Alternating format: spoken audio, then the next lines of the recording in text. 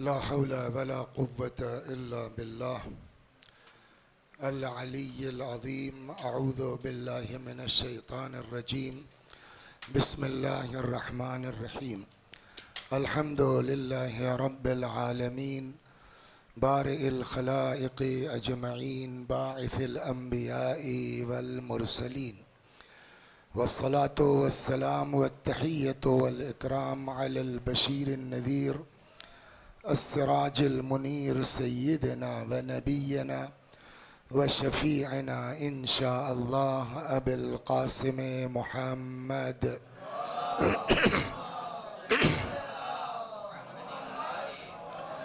अल्लाहुम्मा सल्लि अलैहि व अला अहले बैतिहि मज़ाहिरि जलालिक व जमालिक वल्लअनु अला अअदाइहिम अश्शाकीन फ़ीहिम अल-मुनहरिफ़ीन अन्हुम अजमईन।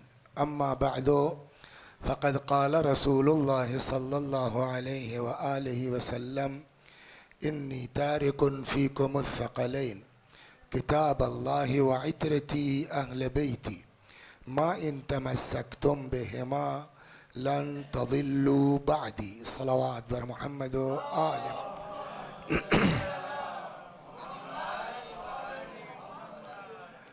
हज़रत ख़त्मी मरतबत सल्लल्लाहु अलैहि व आलिहि वसल्लम की ये हदीस मुबारक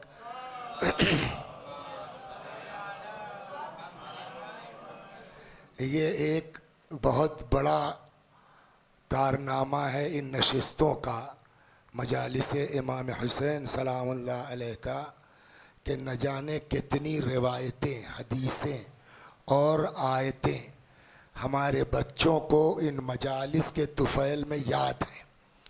उन्हीं मशहूर रिवायात में, हदीसों में एक ये भी है कि पैगंबर ने फरमाया इन्नी तारिकुन फ़ीकुमुस सक़लैन, मैं तुम्हारे दरमियान दो वज़नी चीज़ें छोड़ के जा रहा हूँ। एक अल्लाह की किताब, दूसरे मेरी इतरत जो मेरे अहले बैत हैं।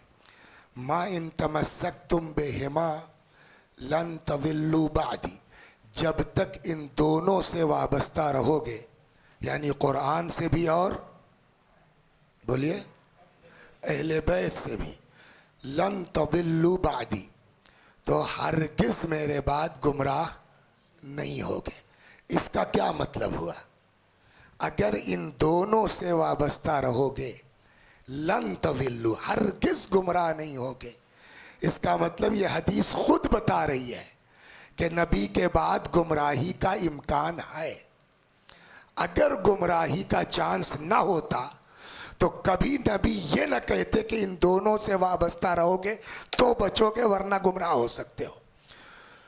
तो इन दोनों से वाबस्ता रहोगे, और इनका दोनों का आपसी रिलेशन ये है कि लन यफ्तरिका, एक दूसरे से जुदा नहीं होंगे, हत्ता यरिदा अलैयल हौद यौमल क़ियामा, यहाँ तक के क़ियामत में हौज़ कौसर पर आन के मुझसे मिलने में। ये तो हुई हदीस। इस हदीस मुबारक में कई तरह के सवालात हैं, और हमारी जाने कुर्बान हमारे बुज़ुर्गों पर, जिन्होंने पूरी पूरी जिल्दें लिख डाली हैं इस हदीस मुबारक पर, बाकायदा हदीस सक़लैन पर पूरी पूरी मुजल्लदात मौजूद हैं। मैं बहरहाल जाहिर सी बात है, उसमें जो मुख्तलिफ सवालात हैं उसमें दो सवाल मेन हैं। एक, नबी ने क्या फरमाया, इसलिए कि जब आप जाएंगे इस रिवायत को देखेंगे तो अलग अलग अल्फाज मिलेंगे। इन्नी तारिकुन फ़ीकुमुस सक़लैन, इन्नी मुख़लिफ़ुन फ़ीकुमुस सक़लैन। आगे जाएंगे, इन्नी तारिकुन फ़ीकुमुस सक़लैन, इन्नी तारिकुन फ़ीकुम नूरैन, इन्नी तारिकुन फ़ीकुम ख़लीफ़तैन, इन्नी तारिकुन फ़ीकुम हबलैन। और आगे जाएंगे, इन्नी तारिकुन फ़ीकुमुस सक़लैन किताब अल्लाह व इत्रती अहल बैती। बाज़ कहते हैं किताब अल्लाह व सुन्नती। तो एक सवाल तो यहाँ ये है कि नबी ने क्या फरमाया। दूसरा सवाल आता है कि नबी ने क्यों फरमाया। क्या क्या फरमाया पर मैं इसलिए नहीं रुकूंगा कि उससे बहुत आपको कोई फ़ायदा मिलने वाला नहीं है। ये हौजे की बहस है, मदरसे की बहस है। इसको मेंबर पे लेके आने से, आपका टाइम ख़राब करने से कोई फ़ायदा नहीं है। आइए दूसरे, इसलिए कि मशहूर हमारे यहाँ है।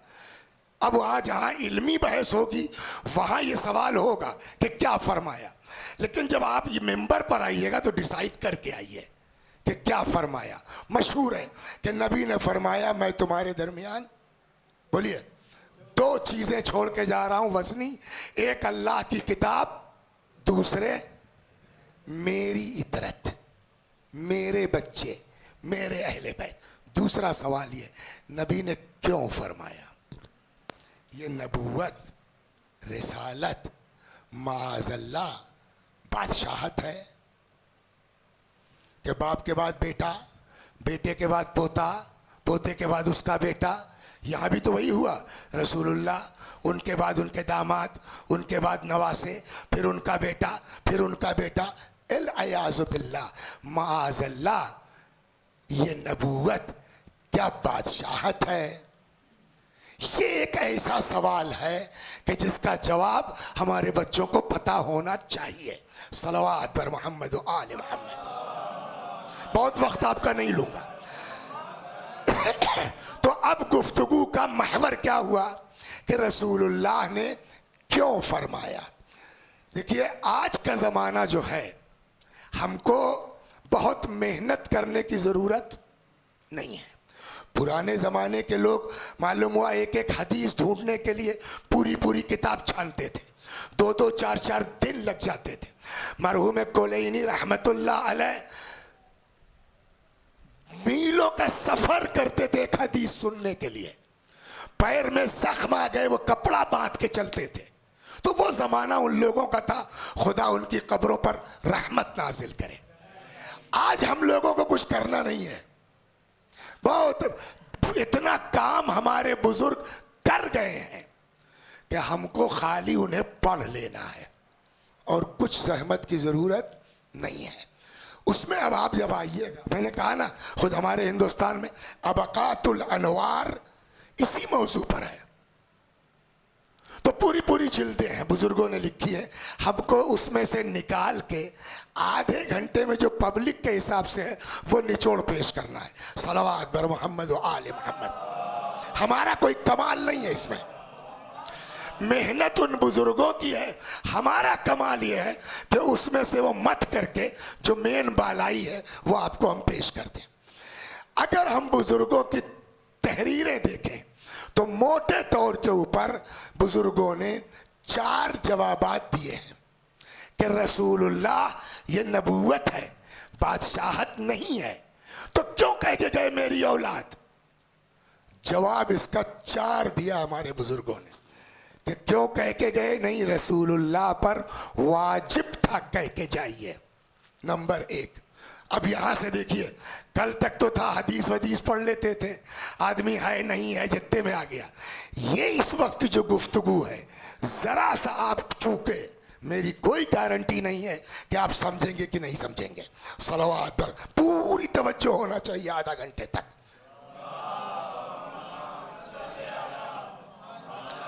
तो मोटे तौर पर हमारे बुजुर्गों ने कितने जवाबात दिए हैं? 4। नंबर 1, फितरत का तकाजा था कि रसूलुल्लाह कह के जाएं, इन्नी तारिकुन फीकुम मुस्तक़िलन। खूब याद रखिएगा इसको। 1 क्या बोलिए शाहीन साहब, साथ साथ चलिए। फितरत का तकाजा है कि कहिए इन्नी तारिकुन। 2 मनसब का तकाजा है, कहिए इन्नी तारिकुन फीकुम मुस्तक़िलन। 3 कुरान का हुक्म है, कहिए इन्नी तारिकुन फीकुम मुस्तक़िलीन। 4 पैगंबर के मिजाज से बईद था कि बगैर कहे चले जाए, इन्नी तारिकुन फीकुम मुस्तक़िलीन। तो कितने जवाबात हुए? फितरत, मनसब, हुक्म कुरान और मिजाज। अब इसको जल्दी जल्दी हम 5-5 मिनट में चारों को समझाते हैं। सलवात पर मोहम्मद व आले मोहम्मद।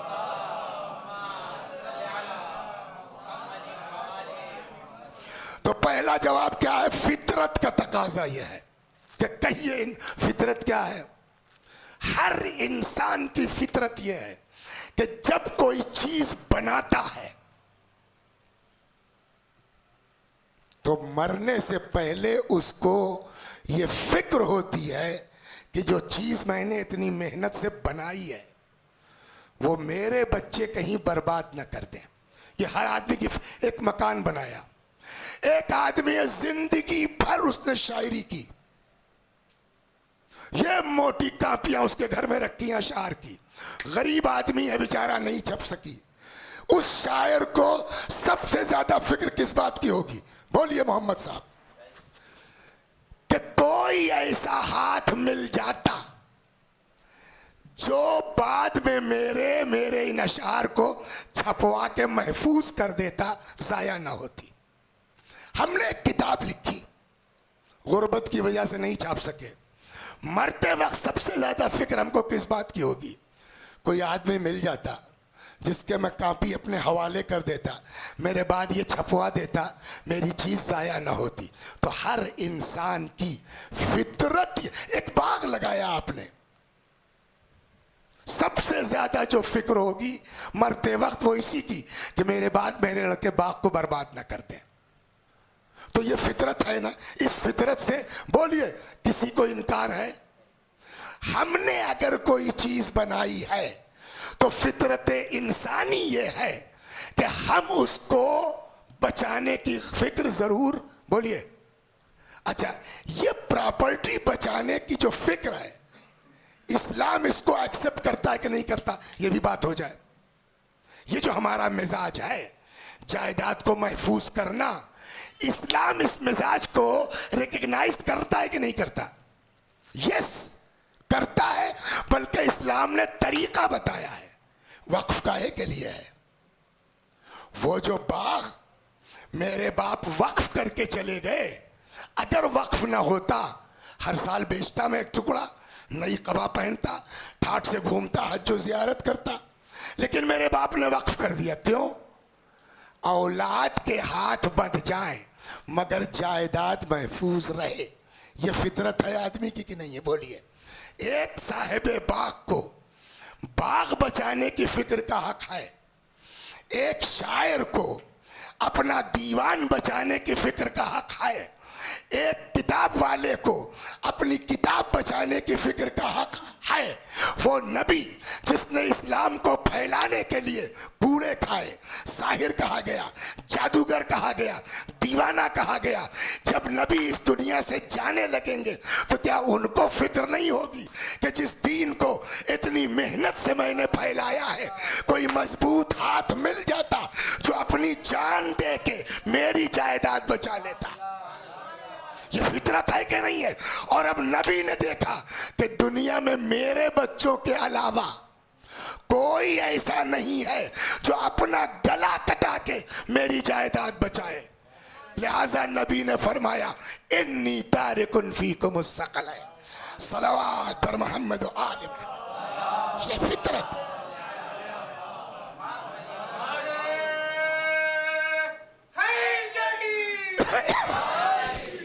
ये पहली बात हुई, फितरत समझ में आ गई ना? दूसरा क्या था? बोलिए हसन अब्बास साहब। जो बीच में मोबाइल खेलेगा उसका नाम लूंगा। दूसरा क्या था? मनसब। क्या मतलब हुआ मनसब का? नबी का जो मनसब है उसका तकाजा यह है कि कह के जाइए। क्या मनसब है रसूलुल्लाह का? मोहम्मद साहब, रसूलुल्लाह का क्या मनसब है? कहेंगे अजीब बेवकूफ आदमी है, कह रहा है रसूलुल्लाह और पूछ रहा है क्या मनसब है। अरे भाई, रसूलुल्लाह का मनसब क्या है? रसूलुल्लाह रिसालत है। एक तर्जुमा कर दीजिए जरा, अरबी अरबी आती होगी, आप लोग बहुत मजलिसें सुनते हैं। अशहदु अन्ना मुहम्मदर रसूलुल्लाह, तर्जुमा कीजिए तो। मोहम्मद अल्लाह के रसूल हैं। कितने? बोलिए, सही तर्जुमा है कि गलत? सही हैं। तो कब तक हैं? बोलिए, क़यामत तक के लिए। ठीक, क़यामत कब आएगी? बोलो बेटा। नहीं मालूम। अब तक कितना दिन गुजर चुका? 1450 साल तो हो गए ना। 1446 और 13 साल मक्का जोड़ लीजिए, 1450 बरस से ज्यादा हो गए ना। और अभी कब क़यामत आएगी कुछ पता नहीं है। अब बताइए, अल्लाह ने रसूलुल्लाह को नबी बनाया कितने दिन के लिए? तो आप कहेंगे क़यामत तक के लिए। क़यामत कब आएगी पता नहीं है। तो अब क्या जवाब है कि अल्लाह ने अपने नबी को नबी बनाया हजारों साल के लिए? यही तो कहेंगे ना। कितने दिन के लिए? अब जवाब दीजिए ना। अल्लाह ने अपने नबी को नबी बनाया कितने साल के लिए? हजारों साल के लिए। मसलन मैं यहां आया, अब इस सही बात बता रहा हूं। मैंने कहा भाई मोहम्मद साहब कितनी देर पढ़ना है पहले ही दिन? तो इन्होंने कहा कि 40 मिनट। कोई बात नहीं, हम आए, हमने 40 मिनट पढ़ दिया। ठीक है भाई, जितना कहा था उतना पढ़ दिया। दूसरे दिन हमने पढ़ा 20 मिनट। तो अब क्या होगा भाई? किसको बुला लाए यार तुम? बताओ, हम इतनी दूर से 25-25 किलोमीटर से आते हैं, 20 मिनट। तब भी तो एक लोग थे, कहने लगे मियाँ 20 मिनट में जो बात कही थी क्या कोई पढ़ेगा? नहीं मौलाना, बहुत उम्दा। तीसरे दिन आए, हमने पढ़ा 10 मिनट।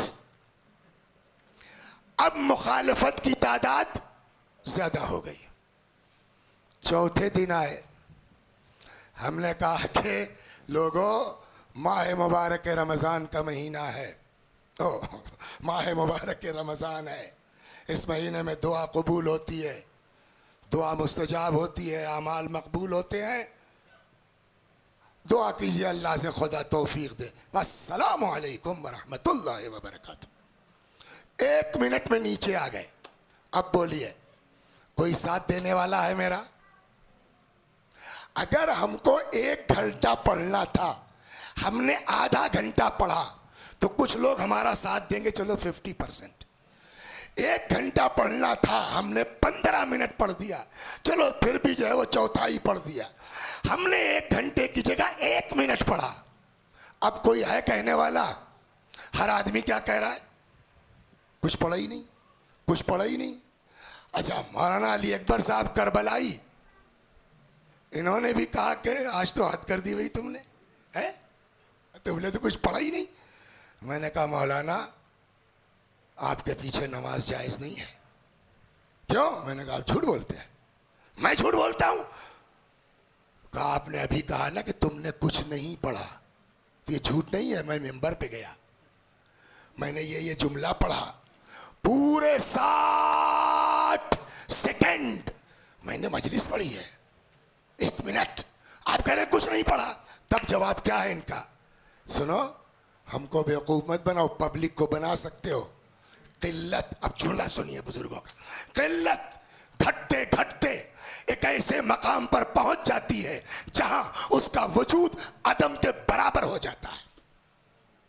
फिर से दोहराऊं, किल्लत घटते घटते एक ऐसे मकाम पर पहुंच जाती है जहां उसका होना न होने के बराबर हो जाता है। 60 मिनट ठीक है पढ़ा आपने, 30 मिनट 50%, लेकिन 1 मिनट कोई आदमी नहीं कहेगा कुछ पढ़ा। हर आदमी क्या पढ़ा? ये फितरत है नहीं है? अल्लाह, ये हो गया। अल्लाह ने नबी को नबी बना के भेजा कितने दिन के लिए? हजारों साल के लिए। हजारों साल के लिए जो नबी बन के आया, उसने काम कितने दिन किया? बोलो। व्हाट? 23 साल। 63 साल तो उम्र है, 40 साल की एज में ऐलान रिसालत फरमाया। काम कितने दिन किया? 23 साल। हमको 60 मिनट पढ़ना था, हमने 1 मिनट पढ़ा। तो हर आदमी कह रहा है कुछ नहीं पढ़ा। और जिनको हजारों साल के लिए नबी बना के भेजा गया, उन्होंने काम कितने दिन किया? 23 साल के लिए। तो अब रसूल है, हमारी हिम्मत तो कुछ कहने की है नहीं, लेकिन इतना तो कह सकते हैं या रसूल अल्लाह, हमने 1 मिनट पढ़ा, सारी पब्लिक कह रही कुछ नहीं पढ़ा, कुछ नहीं पढ़ा, कुछ नहीं पढ़ा। आपको अल्लाह ने हजारों साल के लिए भेजा, आप कुल 23 साल काम करके जा रहे हैं। कहा तो हमने कहा या तो क़यामत तक रहिए और नबूवत का काम कीजिए, और नहीं, मैंने कहा और अगर जा रहे हैं तो ऐसा इंतजाम करके जाइए जिनका कौल आपका कौल, जिनका फेल आपका फेल, जिनकी सुलो आपकी सुलो, जिनकी जंग आपकी जंग। अच्छा, और अगर मैंने नहीं किया तो? मैंने कहा या रसूल अल्लाह, हमारी तो औकात नहीं है कि हम आपकी शान में गुस्ताखी करें, लेकिन अगर आपने ये न किया तो कुरान कह देगा फमा बल्लगत रिसालता, आपने रिसालत का काम ही अंजाम नहीं दिया। सलावत दर मोहम्मद। अब समझे क्या हुआ?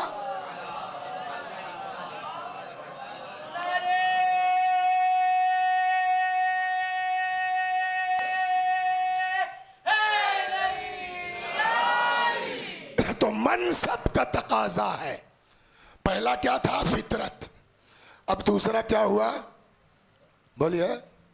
मनसब का तकाजा है कि कह के जाइए, और यही वजह है जब आप जाएंगे तो गदीर के खुतबे में भी ये हदीस आपको मिलेगी।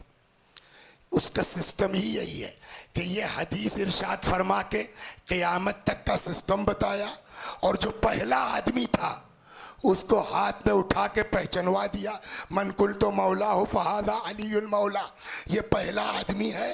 सिस्टम ये है जो जाता जाएगा बाद वाले को बताता जाएगा। तो ये दो हो गया। तीसरा याद है किसी को? हसनैन। तीसरा क्या था बेटा? हसन अब्बास। हुक्म खुदा संत। क्या है तीसरा? खुदा का हुक्म है, कह के जाइए। सलवात बर मोहम्मद वाले।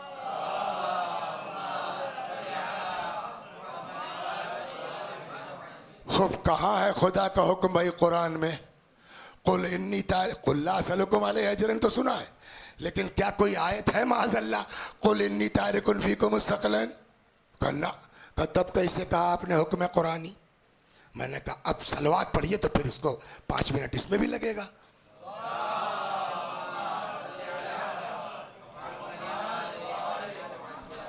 क्योंकि कुरान मजीद में एक जगह जनरल हुक्म है हर मोमिन के लिए। क्या? कि कुतिबा अलैकुम। अभी मजलिस तो समझता नहीं हूं मैं फ्रेंच, लेकिन ये आयत पढ़ी थी ना रमजान वाली, कुतिबा अलैकुम सियाम कमा कुतिबा अलल्लज़ीना मिन क़ब्लिकुम।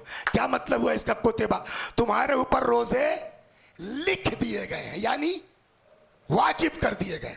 सेम यही लफ्ज है, इरशाद होता कुतिबा अलैकुम इज़ा हदरा अहदुकुमुल मौत, तुम्हारे लिए लिख दिया गया है। तो वहां पता चला कि लिख दिया का मतलब वाजिब। यहां मुफस्सिरीन उलमा कहते हैं अगर वाजिब नहीं भी तो इंतहाई ताकीदी मुस्तहब जरूर है। क्या?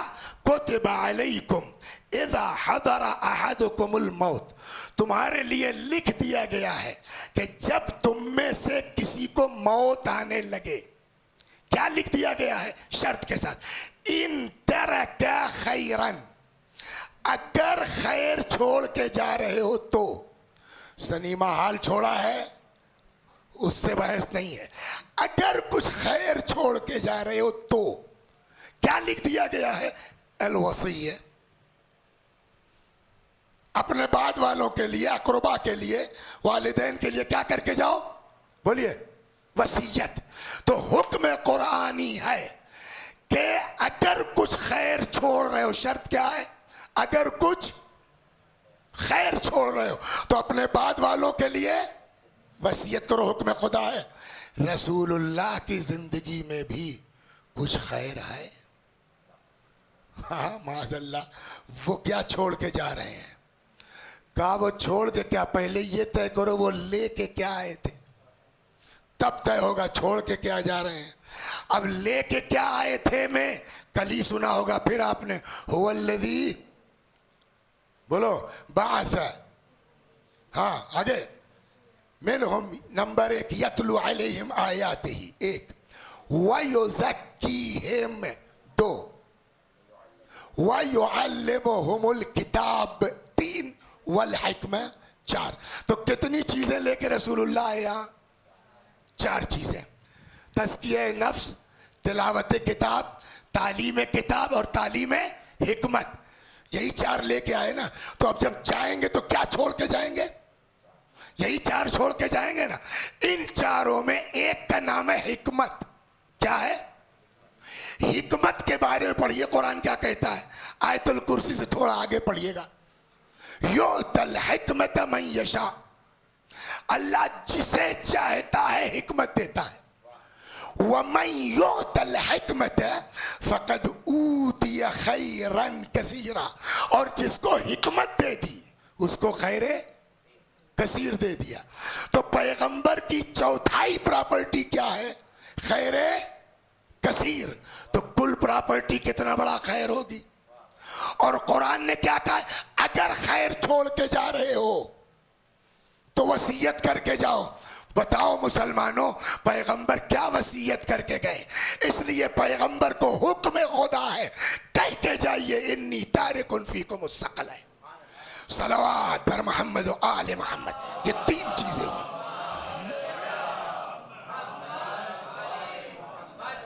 समझ में आ गई? 4 और मजलिस तमाम, महफिल तमाम। मिजाज पैगंबर के खिलाफ है। सवाल क्या कहा हमने? शाहीन साहब, पैगंबर के मिजाज के खिलाफ है कि बगैर कहे चले जाएं। पैगंबर का मिजाज आप बताइएगा।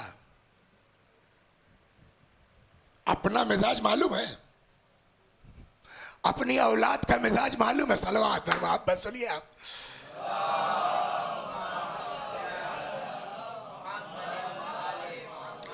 तो एक बुजुर्गवार थे, खुदा गरीक रहमत करे, 70-72 साल की एज थी उनकी। वो अक्सर हमारे मदरसे में आ जाते थे। मैं अपनी बीवी को तलाक दूंगा। अच्छा हम लोग जो है वो, अच्छा उनके पोते पोतियां, तो वो पीछे पीछे लड़का है कि अब्बा को समझाइए। खैर हम लोग समझा बुझा के हटाते थे। वो अपना मैं तलाक दूंगा। आखिर में कहना शुरू किया कि मदरसे वालों को कुछ नहीं आता, सब जाहिल है, मेरा तलाक नहीं पढ़ पा रहे हैं। 70 बरस की उम्र में आपको समझ में आया आपके बीवी मेरी कितनी गड़बड़ है? अगर 20 साल 25 साल की उम्र में शादी हुई थी तो आज साहब 40 बरस के बाद, 45 बरस के बाद समझ में आया आपको? 1 2 वसी हसन साहब ने कहा मैंने अपने लड़के को आग कर दिया। ओह क्यों? ये है और ऐसा है और वैसा। कहा आप तो अपने लड़के से बड़ी मोहब्बत करते थे, ये अचानक क्या हुआ? मैंने कहा भाई मुझे क्या पता कि शादी के बाद कम वक्त ऐसा बदल जाएगा। तो जो आदमी 30 बरस तक अपने लड़के का मिजाज ना समझ पाए, जो आदमी 40 साल तक बीवी का मिजाज ना समझ, अच्छा छोड़िए बीवी, अपना मिजाज बताइए आता है हमको? कभी कभी बड़ी से बड़ी बात कह दीजिए, आदमी मुस्कुरा के टाल जाता है, नहीं बुरा लगता? होता है नहीं होता? और कभी इशारे में कोई बात कह दी, वो ऐसा जाके दिल में लगती कि बरसों नहीं निकलती। तो हमको अपना मिजाज तो पता नहीं है कि मामूली मामूली बात को बुरा मान जाते हैं, बड़ी से बड़ी बात पे हंस देते हैं। तो जिस इंसान को अपना मिजाज ना मालूम हो उसको क्या हक है कहने का कि रसूलुल्लाह का मिजाज ये था? सलवात पर मोहम्मद। बात समझ के नहीं क्या कह रहा हूं मैं?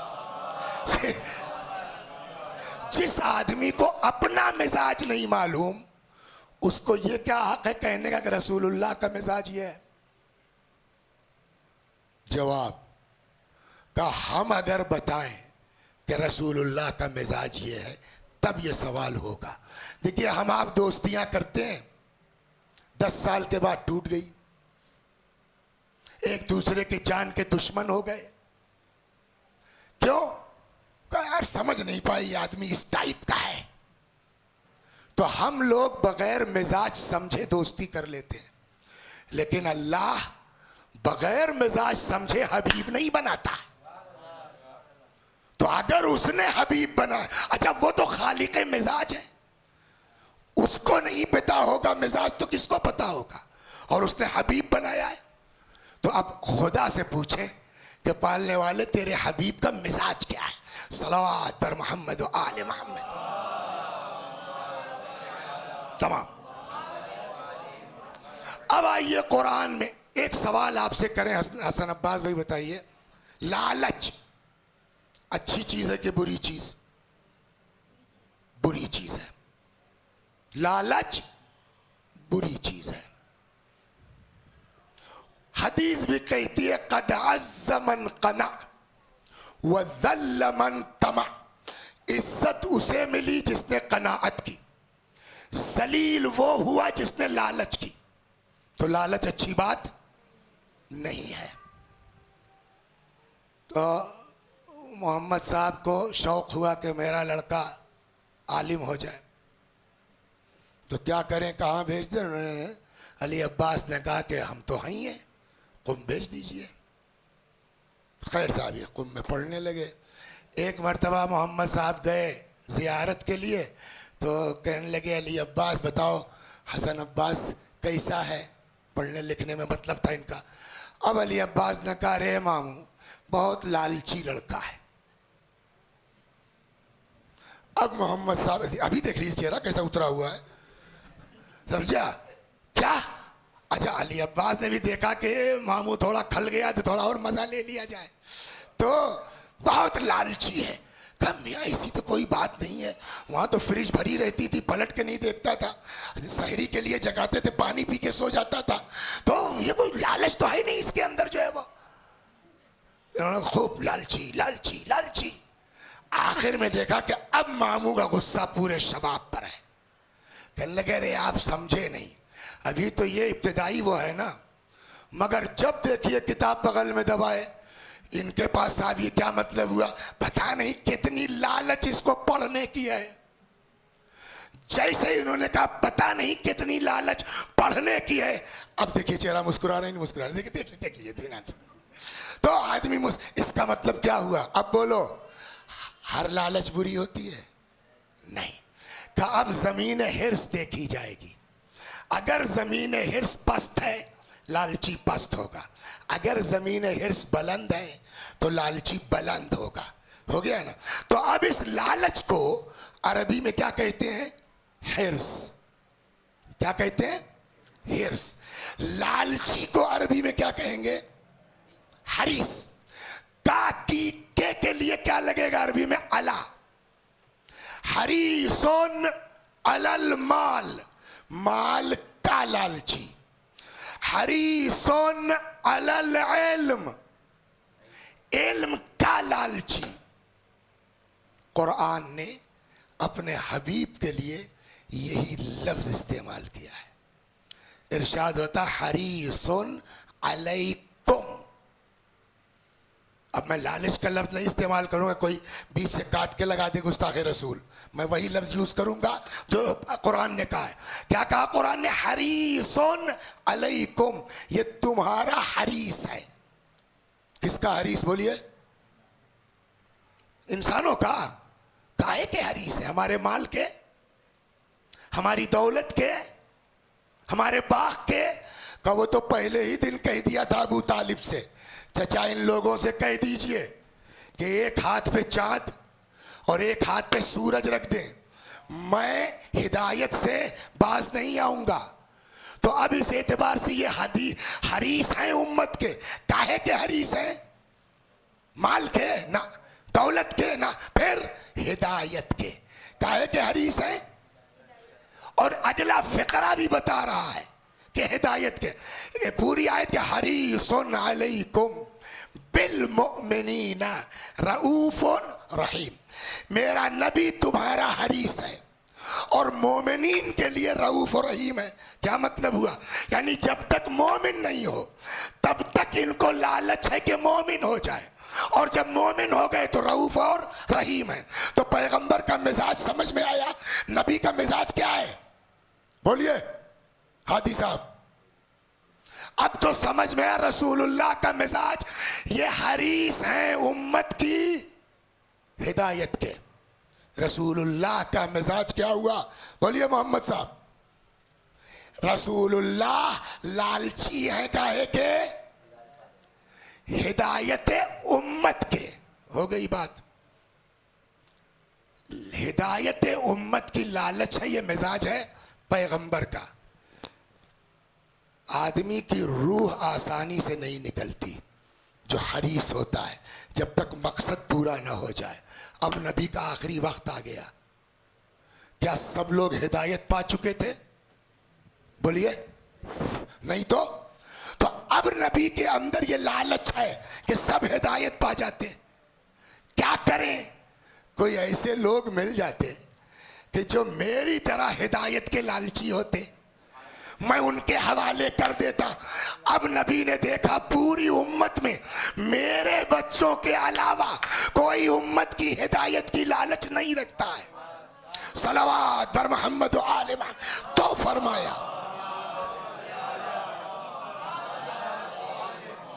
तो फरमाया इन्नी तारिकुन, बोलिए, फीकुम सक़लैन। और अब मैं ये जुमला कहता हूं इस मुकद्दमे के बाद 35 मिनट के 36 मिनट के, कि गदीर हो या ना हो, मन कुल तो मौला हो फहादा अलीउल मौला, हो या ना हो, जो नबी की जगह आएगा उसको कम से कम नबी की मिजाज का तो आईनादार होना चाहिए। पैगंबर कहें या ना कहें, मिसाल के तौर पर अचानक आधी रात को वालिदा की तबीयत खराब हो गई, आपने मौलाना साहब को फ़ोन किया, ज़रा देखिए हुजूर। मैंने कहा मैं क्या कर सकता हूँ इस वक्त भाई? किसी डॉक्टर को फ़ोन करो। कहो बड़े डॉक्टर तो अभी मैंने, अरे मैंने कहा छोटा ही सही, डॉक्टर की जगह डॉक्टर लेगा। मुझको कहीं मजलिस पढ़नी थी, मैं नहीं पहुँचा। अब उन्होंने फ़ोन किया, वकील साहब मौलाना तो आए नहीं, आप ही पढ़ दीजिए।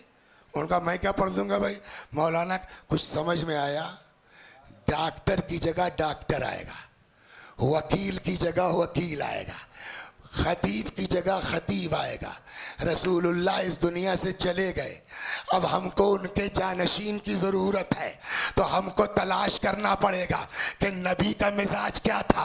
का नबी का मिजाज था हिदायत उम्मत की लालच का। अब यही चीज़ देखना पड़ेगी कि किसके अंदर माल की लालच है, दौलत की लालच है, हुकूमत की लालच है, किसके अंदर हिदायत की लालच है। जो हिदायत का लालची होगा वही इस जगह पर बैठने का हकदार है।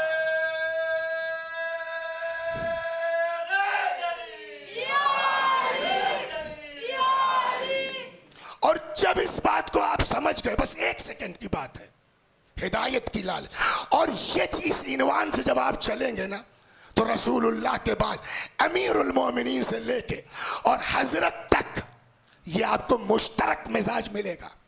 सबके अंदर ये है, सबके अंदर ये है। कुछ हो जाए हिदायत पा जाओ तुम। दरे खैबर वजन कितना है? 40 आदमी खींचते थे, 40 आदमी, वो भी रस्से की मदद से, समझे आप? तो मुहद्दिस देहलवी ने लिखा है 320 कुंटल, कितना? 32 टन का दरवाजा। अभी उन्होंने कहा 40 आदमी रस्से की मदद से खींचते थे। बास किताबों में है कि 18 आदमी एक पट, तो 18 2 36, 36 या 40, जितने आदमी हम लोग हैं मिल के उठा सकते हैं। मौला ने क्या किया? 2 उंगलियों से। उसके बाद क्या हुआ? लोगों ने कहा या रसूल अल्लाह, अली को देखिए। पैगंबर ने कहा मैं वहां का पैर देखो। पैर का क्या था? है ना, है कोई आला, कोई मशीन जो अमीरुल मोमिनीन की ताकत को नाप ले? बोलिए नहीं ना। इतनी ताकत वाला आदमी वफात पैगंबर के बाद उसके गले में रस्सी का फंदा है। बोलिए, एक आदमी आगे से खींचता हुआ, दूसरा आदमी धक्का देता हुआ, समझ में आएगी? वो ताकत कहां और ये कहां? आज हम मना कर सकते हैं किताब पढ़ने वाले कि या ये सही है या ये सही है। एक चीज होती है जिसको कहते हैं आई विटनेस। अगर आंख ने दोनों मंजर खुद देखा हो तो मौला ये क्या हुआ, इतनी ताकत, गले में रस्सी का फंदा, आप कुछ नहीं बोल रहे हैं। अजब नहीं, मौला के आगे देखो। तब तक एक खैबर का यहूदी था, तारीख कहती जैसे ये लोग लेके निकले मौला को, एक खैबर का यहूदी था, उसने अशहदु अल्ला इलाहा इल्लल्लाह। उसका दूसरा साथी था, क्या हुआ तुमने कलमा पढ़ लिया? कहा हाँ। क्यों? कहा मैं खैबर का यहूदी हूं। इन्हीं आंखों ने देखा इस आदमी को दरे खैबर उठाते हुए। यही आंख देख रही है कि इस आदमी के गले में रस्सी का फंदा है। मैं पागल हो रहा हूं ये सोच के कि वो ताकत कहां और ये सब्र कहां। एक ही बात मेरी समझ में आई है कि ये वाकईन अल्लाह के नुमाइंदे हैं। जब खुदा चाहता है इजहार ताकत करते हैं, जब खुदा चाहता है मुजाहिरे सब्र करते हैं। अंदाजा हो गया मैंने कलमा पढ़ लिया। अजब नहीं, मुस्कुरा के मौला जवाब दे, समझ में आया? अगर एक यहूदी भी हिदायत पा सकता है, हम गले में रस्सी का फंदा डाल सकते हैं। यह है हिदायत उम्मत की लालच, और उसी लालच और उसी हिदायत का मिजाज रखने वाला आज जिसकी शबे विलादत है, सन 3 हिजरी 15 रमजानुल मुबारक को पैगंबर के यहां बड़ा नवासा। पैगंबर नहीं थे, मजे की बात यह, आए, हजरत को दिया गया। हजरत ने कहा भाई क्या नाम रखा? तो कहा गया कि अब जनाब फातिमा ने कहा कि अब आपके आगे तो कोई सबकत नहीं ले जा सकता है ना। तो रसूलुल्लाह ने कहा तो फिर मैं भी अल्लाह के आगे सबकत नहीं ले जा सकता। तो फिर रुको, देखें अल्लाह क्या नाम रखता है। जिब्रील आ गए। जिब्रील ने कहा या रसूल अल्लाह, खुदा बाद सलाम कहता है कि आप हारून के बेटे के नाम पे नाम रख दीजिए। का क्या नाम था हारून के बेटे का? शब्बर या शबर। का ये तो अरबी नहीं है, का एग्जैक्ट इन अरबी होता है हसन। हसन माने अच्छा, ये नया लफ्ज नहीं है, ये यूज होता था। मगर क्या कमाल है कुदरत का कि किसी अरब के दिमाग में अभी तक नहीं आया कि ये नाम भी रखा जा सकता है। पहला नाम तारीख अरबी में हसन, इमाम हसन अलैहिस्सलाम का है। सलवात दर मोहम्मद व आले मोहम्मद। और वो कैफियत है इमाम की। मैं 2-3 रिवायतें हजरत के बारे में अर्ज कर देता हूं और ज़हमत तमाम। सलवात बर मोहम्मद व आले मोहम्मद। अजीब, यानी दो मुतज़ाद। रावी कहता है कि हजरत के चेहरे पर 2 चीजें थी और दोनों अपोजिट एक दूसरे के। सीमाउल अंबिया व बहाउल मुलूक। बादशाहों जैसा रोब, अंबिया जैसा नूर। सलवात दर मोहम्मद व आले। ये है वक़ाल वासिल इब्न अता कान अल हसन इब्न अली अलैहिस्सलाम सीमाउल अंबिया व बहाउल मुलूक। और इसका नतीजा ये है कि रिवायत कहती है कि अगर कभी एक शेर सुन लीजिए पहले। सलवात दर मोहम्मद व आले मोहम्मद। इसलिए कि अभी जितना मैं समझाऊं, अभी अली अब्बास सल्लल्लाहु अलैहि उसमें आपने ये रिवायत सुनी, अव्वलुना मोहम्मद है ना, कुल्लुना मोहम्मद। तो चौथे इमाम के लिए फरजदक ने एक शेर कहा है और ये चीज सब पर सादिक आती है। कहता है युग़दी हयाअन, गजब का शेर है। युग़दी हयाअन व युग़दा मिन महाबते। ये अपनी निगाहें हया और गैरत से झुकाए रखते हैं, मगर युग़दा मिन महाबते, पब्लिक की निगाहें इनकी हैबत से झुकी रहती हैं। फला युकल्लिमु इल्लाहीन यब्तसिमु, जब तक मुस्कुरा न दे तब तक किसी में हिम्मत नहीं कि बात कर ले। और ये चीज सबके यहाँ थी। चुनांचे यहाँ रिवायत मोहम्मद इब्न इसहाक कहते हैं काना यबसुतु लहू अला बाब दारे, दरवाजे के बाहर, घर के बाहर कभी कभी इमाम के लिए कुछ बिछा दिया जाता था तो घर से बाहर आके बैठते थे।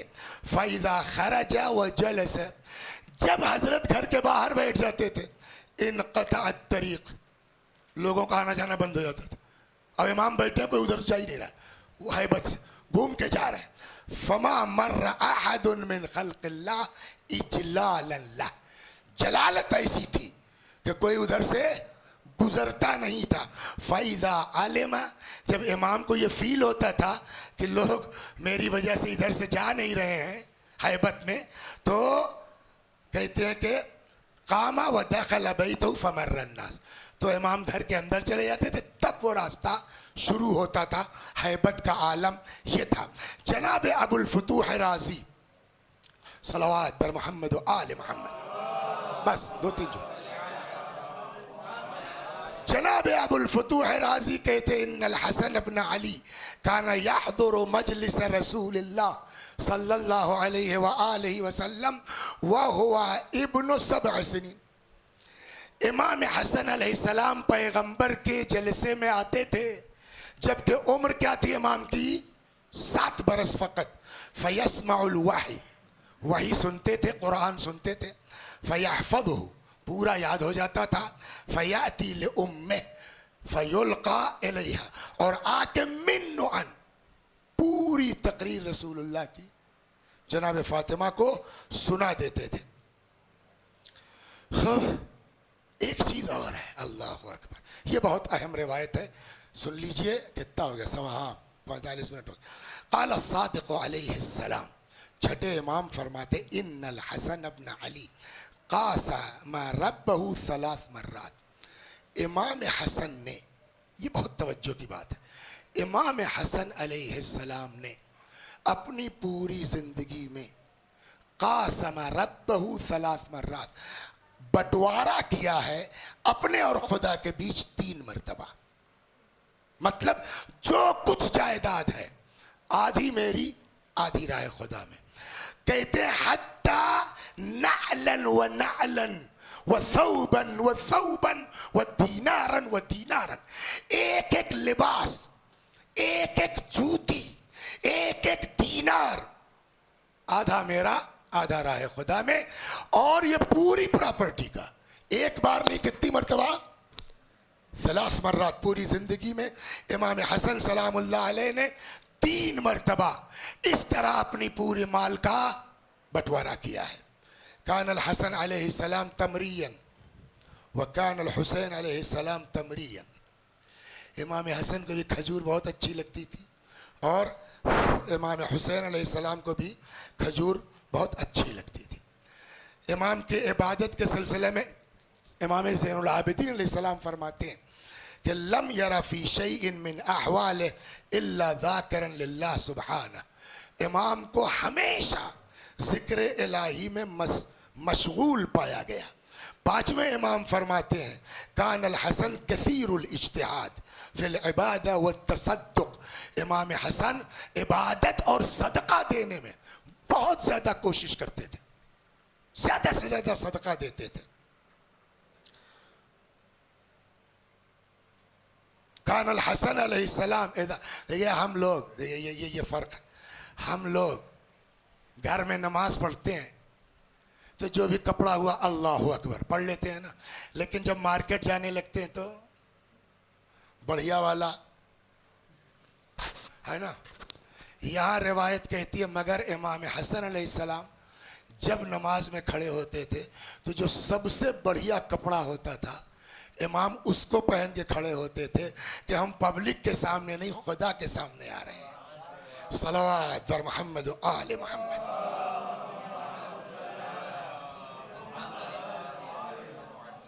एक आदमी ने पूछा छठे इमाम से कि मौला सवारी से हज किया जा सकता है या पैदल ही जाया जाए? इमाम ने मिसाल में इमाम हसन की बात की, कहा बिल्कुल इमाम हसन भी सवारी से गए हैं। और एक रिवायत ये कहती है कि जिंदगी में इमाम हसन अलैहिस्सलाम ने 25 मरतबा पैदल हज किया है खाने काबा का। और जब लोगों ने पूछा तो कहा मुझे शर्म आती है कि मैं अल्लाह की बारगाह में हाजिर हूं बगैर चले हुए। 25 मरतबा उस अजीम इमाम की आज विलादत की तारीख है। और बड़े घरों में तरीका क्या है, ऐसी खुशी के मौक़ों पर ईदी दी जाती है ना। या रसूल अल्लाह, आपके यहाँ तो पहली खुशी आई है ना आज की, इमाम हुसैन जनाब ज़ैनब, तो बात की बात है ना। आज तो पहली खुशी आपके यहाँ आई है। कितने बेटे आपके इस दुनिया से चले गए हैं, एक ले दे के फातिमा जिंदा बची हैं, और अब एक मुद्दत के बाद आपको नवासा मिला है, तो इससे बड़ी खुशी क्या होगी। हमारे यहाँ तरीका यह है, ऐसे मौक़ों पर बड़े लोग छोटों को ईदी देते। या रसूल अल्लाह, या फातिमा ज़हरा, आज के इस इमाम के सदक़े में हम भी आपसे ईदी चाहते हैं, और वो ईदी ये कि हमारे जहनों से शैतान का तसल्लुत ख़त्म हो जाए। या अल्लाह, या अल्लाह, इस माह मुबारक रमज़ान में हमारी मग़फ़िरत फरमा, हमारे माँ बाप की मग़फ़िरत फरमा। या अल्लाह, हम सबको मिलजुल के रहने की बेहक़ इमाम हसन सलामुल्लाह अलैह तौफ़ीक़ इनायत फरमा। वस्सलामु अलैकुम व रहमतुल्लाहि व बरकातुहू।